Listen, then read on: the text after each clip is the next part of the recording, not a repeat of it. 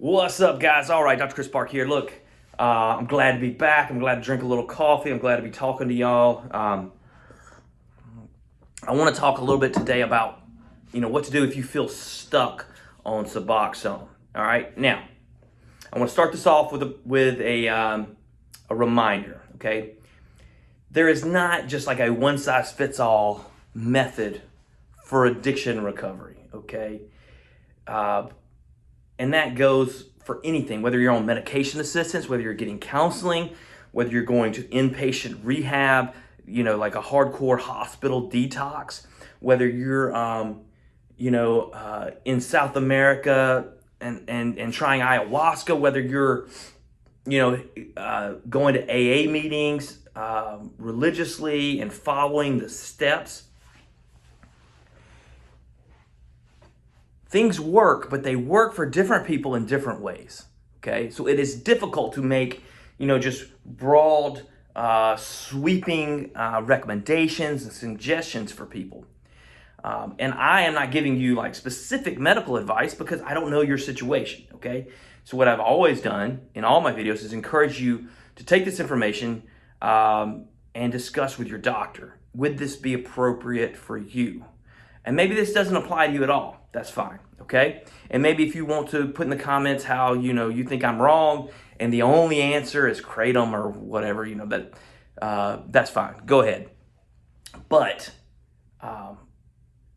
there are more than just one way to do things, okay? I had a patient the other day and she was like, she had kind of gotten this negative mindset and she was just saying, she doesn't know anybody who's successfully tapered and done well long term. But most of what we then discussed was these folks weren't necessarily tapering. They were just people who came off meds or they just continue to relapse or whatever. And that's not what we're talking about here. We're not talking about tapering so that you would be at risk, for relapse, okay?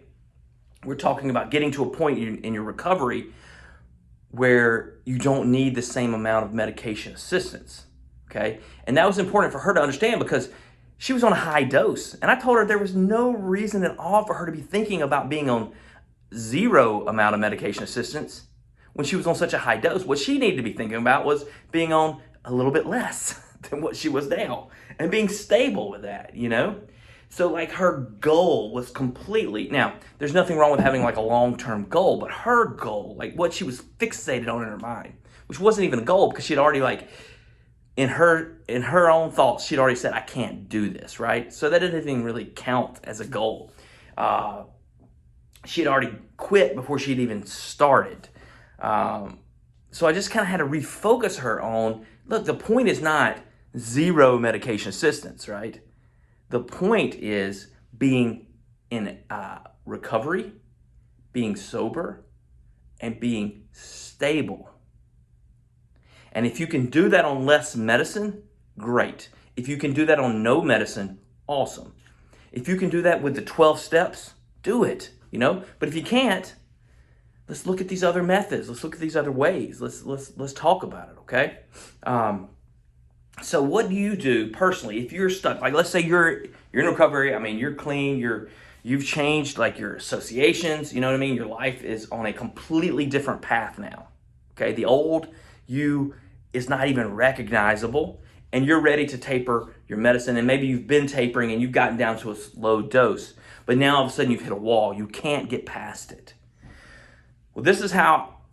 There's different ways to do this, but I want you to just start thinking about the ways you've tried and the ways that have failed, and just start writing it down. Writing down what worked, what didn't, what got you here, and think about other methods. I just want you to brainstorm, like write down 10 ideas on how you might taper your medicine. Now, these ideas don't even have to be good ideas, okay? I just want you to throw some ideas out there and just kind of look at them and just start thinking through the process. There are multiple ways when you get down to low doses that you can kind of take the next step. One way that I really like is instead of dosing every 24 hours, dosing every 26 hours. Doing that for a month, and then every 28 hours for a month, and then every 30 hours, And you can pick every 24, every 25, every 26. You can do it however. But just slowly spreading out the timing of your dose, okay? Now, you're going to have some withdrawal possibly with this method, right? It could be kind of uncomfortable, but it's not going to be so uncomfortable that you can't do it, all right? And what I find is a lot of times getting through that initial discomfort actually makes the rest of the process easier once you start hitting those walls and breaking through them. Now, maybe that method will not work for you. Maybe you've tried it, maybe it's too much. Then maybe we need to reapproach a different method. Maybe we need to do like a rapid taper for 3 days and then back up to normal dose, rapid taper, dose, taper, dose, taper, and then lowering, okay? There's some other ways you can kind of play around with it. Maybe we can look at other medications that will help blunt any withdrawal effect as you taper off those final doses. Then again, maybe you just don't need to taper at all right now. Maybe you just need to take a few months where you don't worry about it. You stop thinking about tapering altogether. You just continue your dose. You live your life. Then in 2 months, and what I would encourage you to do is pick a date. Pick a date like, okay, and I'm not going to even worry about this anymore. I'm not going to watch any more videos or whatever. You can keep watching mine, but no, I'm just kidding. So you set a date. You're like, okay, I'm just going to continue what I'm doing, not even worry about it. 3 months, and pick a date. So we're in April, so May, June, July. You know, I'm just going to say in July, whatever, 4th. July 4th, I'm going to pick this back up and I'm going to start tapering again. Okay? You don't worry about it until July 4th. And then July 4th, you can figure out, okay, I'm going to try this method and see what happens, okay? It doesn't mean it'll work, but it just gives your brain that relief, because a lot of times we just we get so anxious over our plans and our goals, and when things start to not work out like we wanted them to, it just really sets us back. Like, you know, I have certain goals when I work out or whatever, and if I don't hit those goals, you know, it sometimes really puts me in a bad mood. And so what do I have to do? I have to reset my goals, right? I have to relook at what I'm doing, the programming I'm using. And of course, for my problem is I usually don't program at all. I just kind of go in and do what I want workout wise.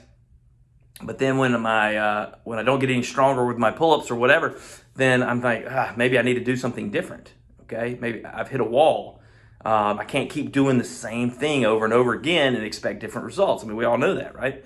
So I look at tapering a lot like lifting weights, having small goals that you can obtain within a larger framework of long-term goals. But we always have to remember that the number one goal is a happy, healthy life. You know what I mean? With family, friends, and keeping our promises and doing those things. And I think that will work for you.